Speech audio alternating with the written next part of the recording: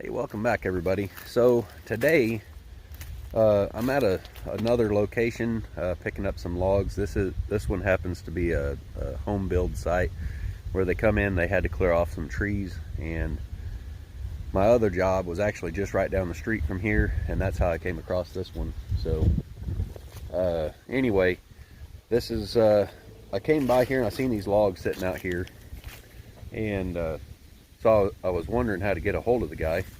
Now, on these locations, they have to get a building permit, and so they'll have a box like this right here, and that's where you'll find the building permit, and the builder's name will be on there along with their phone number. And so that's how I was able to get a hold of this builder. And so I found out that's a good way to get in touch with builders, and in the future he's going to give me a call whenever he has logs like this and have me come out and pick them up. They're not in the logging business, they're just in the business of building homes. And so these logs really have not much of any value to them at all. So I was able to get these logs for free. Now these logs here, I'll take them to my mill at the house. I won't be selling these because they're just not that big. All my really big logs that are like 30-inch, or if it's really like over 24, 25 inches, I'm probably just going to go sell that log, just because it's such a pain to get such a big log on my mill, and I'm not going to get a whole lot of value out of lumber out of those types of larger diameter logs. I do get a pretty good price on bringing in #1 quality logs into the large mill that's, you know, really close to where I live. So that just makes sense for me to be able to make a little bit of gas money and stuff, to be able to keep doing this and sell those kind of logs. Then probably later today we'll come back and get another load to go sell. That's actually off the cleanup property, which is actually owned by the same guy, and it's right next door to the other property that I was doing cleanup for before. So anyway, I just kind of fell onto this job, and if this is what you guys are wanting to get into, just be persistent and think outside the box. I guess I'll get started loading this and see you in a little bit.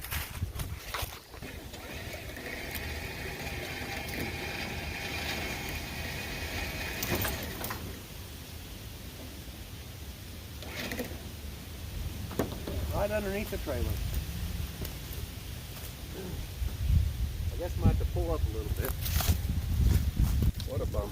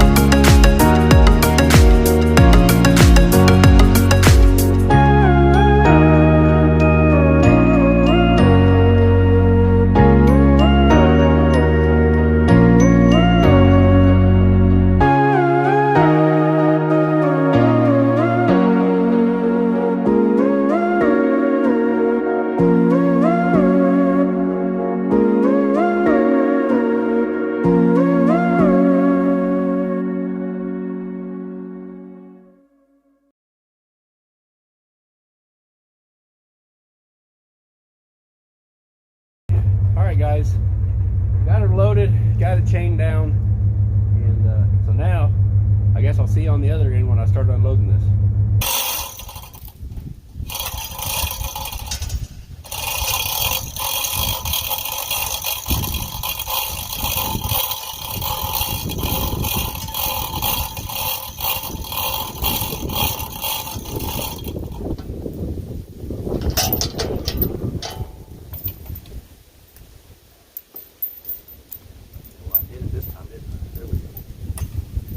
Got it off there.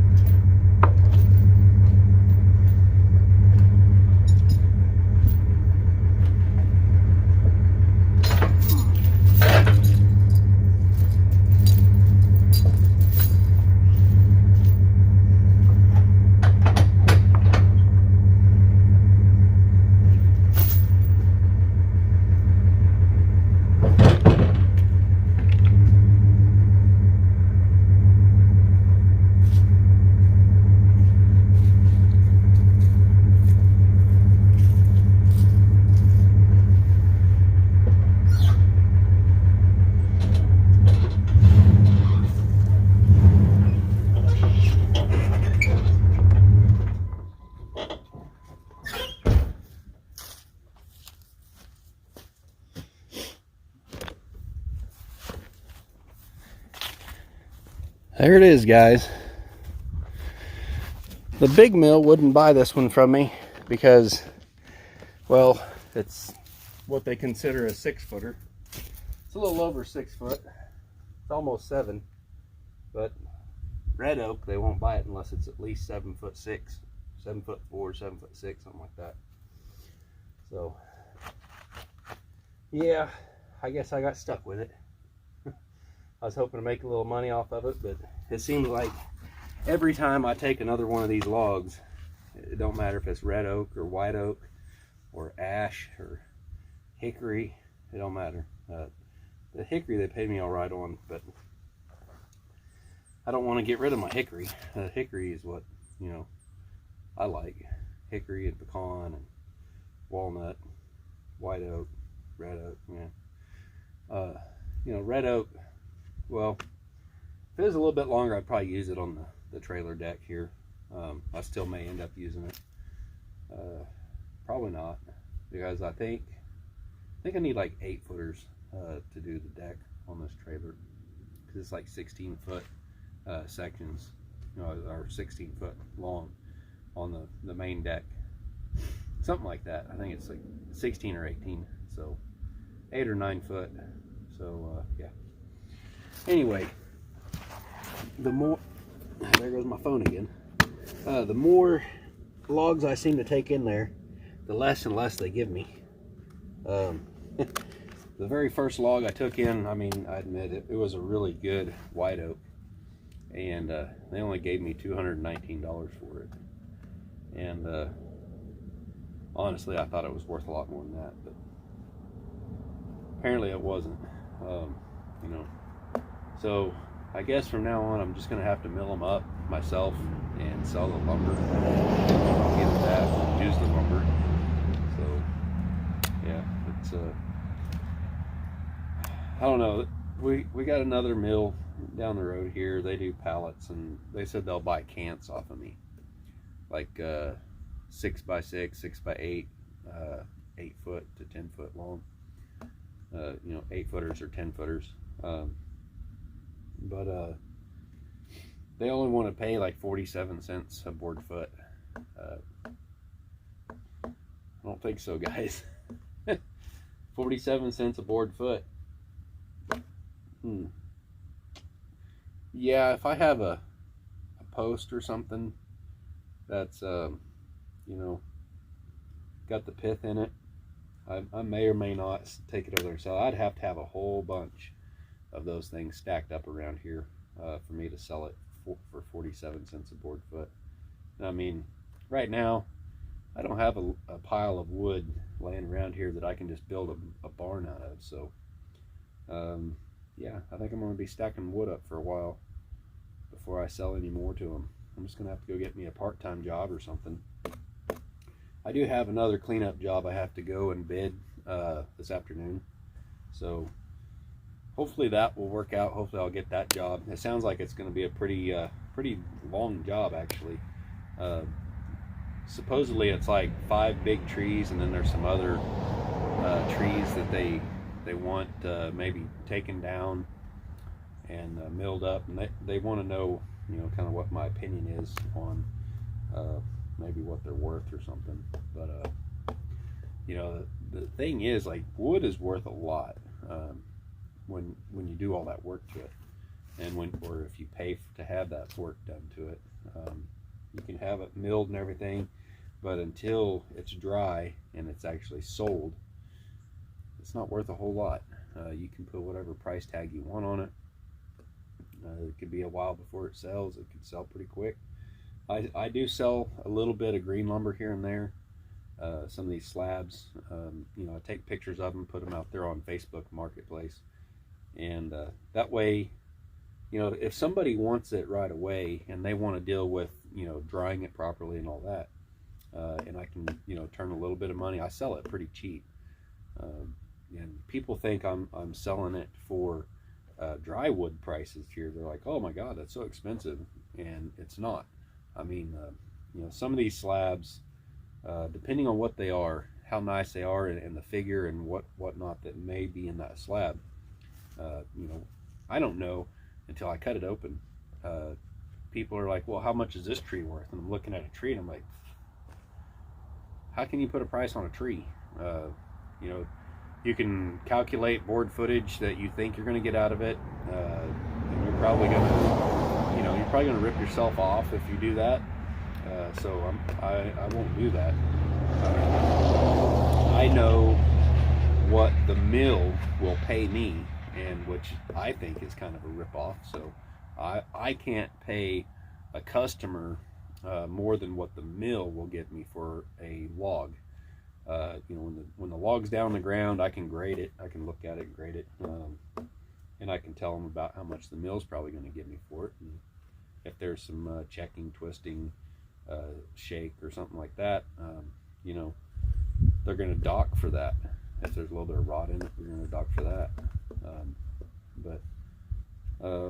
How much they're going to dock for, I don't know. Like, you pretty much give the log to them, guys. Like, we're talking 15 cents a board foot or less. I mean, it might be 10 cents a board foot because, depending on how much rot is in it and how far they think it goes in there or whatever. I mean, I took a log in there that had a little piece of rot, and it wasn't rotten around it.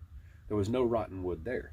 All the rotten wood was gone, and it just went in there a little bit. I'd cut most of it off, and I guess I should have cut another 6 or 8 inches off of it and got rid of that rot, and it would have upped the value for that log. It would have taken the board footage down a little bit, but what I would have got per board foot would have been much better. So, I get these people, it's like, oh, I got this walnut tree and I think it's worth $1,000, and I'm like, no. No. Yeah.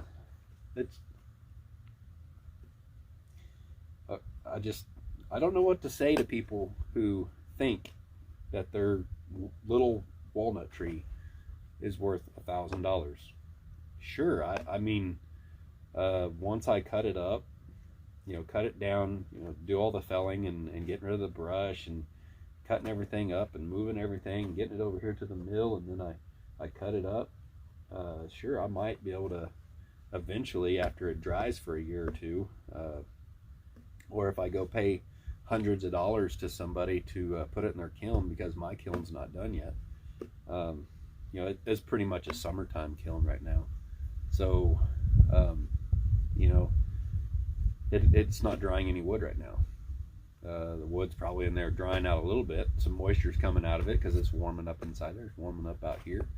In the wintertime, it's not drying. In the summertime, it's going to heat up in there, and I don't have to worry about the dehumidifier freezing up like it did the other day. And I'm lucky that the water freezing up in the tank didn't break the tank, so I just I dumped the tank out and I shut it off. I'm not going to run it anymore this winter. Maybe next winter hopefully we'll have the shipping container insulated. I don't know how I'm going to do all that. Probably I'll look into getting some of that spray foam and just spraying some foam inside of it. I don't know. I'm also thinking about putting a wood burning stove in there. Probably I'm thinking towards the back or the side right here, to where I can get all this stuff out of the way. And I'll probably have I'll probably just buy a nice little wood burning stove, pretty heavy gauge steel or something, have a smokestack coming up out of the top, either out of the top or out of the side of the shipping container. And I'll have the door where I can load the wood stove from the outside of the shipping container, so I don't have to open it. If I do that, I mean, that whole corner right there will likely not be insulated at all. I don't want to have to deal with things that can burn or whatever. I'm going to have to put down some kind of stone or something inside there on the floor. And of course, you got to keep a big area away from the wood stove itself. So, I mean, all the wood is going to be stacked towards the front anyway. And we got to get some sort of cart and a trolley, like, I don't know, a track system or something set up out here to where we can stack all the wood onto the cart, to where it's stickered up nice. and then roll the cart inside the shipping container, and just make it that much easier, because carrying wood in and out of that shipping container and trying to get it, you know, pretty full is almost impossible. So yeah, I mean, I've went out and I've bid so many jobs, and I mean, and the bad thing is these are jobs that people, you know, they've got a tree down in their back 40, and they're like, oh, I want it cut up, I want it gone, and then they see the price and they're like, I ain't gonna do that. You know, and you know, I tell them, well, I'll cut it up and haul it off for, say, like $300, you know, and they're like, oh my God, that's expensive, I thought you'd pay me to take that tree. I'm like, no, I'm not gonna pay to take a red oak off of you. Not even gonna pay to take a white oak. I mean, white oak is pretty decent. I mean, you can make some stuff out of white oak. It's pretty its value's up there a little better than red oak. I mean, red oak, pretty much everybody turns it into firewood around here, guys, and they sell that stuff $45 a rick. And I don't think you'll get a rick out of this log here, so this log's maybe worth $45 as a rick of wood. So you're gonna have some guy sit there and cut a log up into rounds, and then he's gonna run it through a splitter, and he's gonna sell it for around $35 to $45 a rick. And some of these guys even haul it for that, and I won't do it. That ain't worth it to me. I'm not gonna sit there and spend 8 hours or whatever it might be to, you know, well, I know I can do more than a rick in 8 hours. I can do several, but you know, you figure up how much you make in an hour. Then you got a chainsaw that you got to take care of. That's, you know, $30-$40 per chain. Then you got your gas and your oil for the chainsaw. You got your wear and tear on the splitter, your time. How the hell can you sell firewood for $45 a rick? I mean, I know I can get these blocks. I can fill up the bed of that pickup with these blocks right here for $20 a pickup load. And that's just, you know, what we have in this area, and that really kind of drives the firewood price down. And these are basically the cant sizes that guy wants to buy from me, is like this right here, something like that. And this is just a piece they cut off the end of it to get rid of the checking. And he wants to pay 47 cents a board foot. No. Yeah, I mean, this area here in the Ozarks, the price on wood is so devalued, it's not even funny. So I've got a lot of work ahead of me trying to put a value on wood again, and bring that back, because I mean, people just, they don't value it because there's so much of it here, and at least they think there is. When you look at the map and you look at like the satellite view on Google Earth or something, and you see the amount of forest that is left in this area, it's pretty depressing. And that's why a lot of people will ask me, you know, can you come out and cut this tree down for me? And, you know, it's out in the middle of nowhere, and they're like, you know, I just want to cut down and turn into wood. And I'm like, I don't want to do that. I want to get most of my wood, you know, from trees that have been taken down by nature. You know, from ice storms or whatever like that, or maybe someone, you know, come in and they messed it up, like maybe a bad arborist come in and took too much out of it when he topped it or something, and killed the tree. And but I'm not going to take that down if it's over someone's house. I'm not rigged up for that. I'm trying to run a sawmill here, and I'm running a service where I can come out and clean up people's property and remove trees from their property to kind of get it back to pretty much what it looked like before.